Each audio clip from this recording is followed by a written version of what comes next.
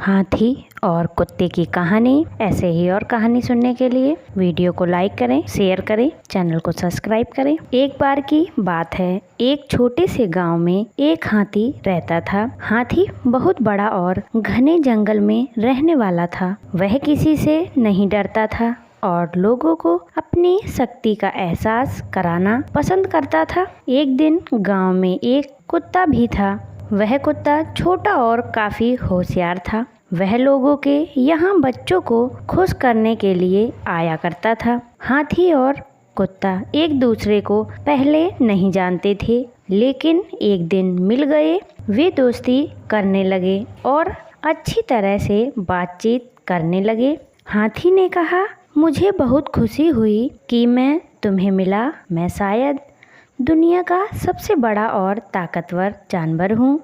कुत्ता समझता था कि हाथी थोड़ा बड़ा और घमंडी है, इसलिए उसने कहा, हाथी, मुझे मालूम है कि तुम बहुत बड़े हो, लेकिन फिर भी इंसान तुम्हें धकेलकर मार सकता है और मुझे तो बहुत छोटा और दुर्बल होने की वजह से सब कुछ बचाना होता है।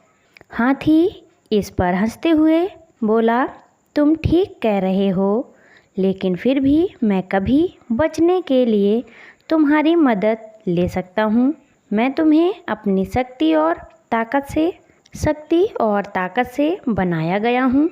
कुत्ता गंभीर रूप से बोला, मैं जानता हूँ कि तुम कितने शक्तिशाली हो, लेकिन प्रेम और सहायता देने की क्षमता मेरे पास है। यह सुनकर हाथी सोच में पड़ गया। वह समझ गया कि शक्ति और ताकत के बावजूद प्रेम और मदद कुछ भी नहीं होते।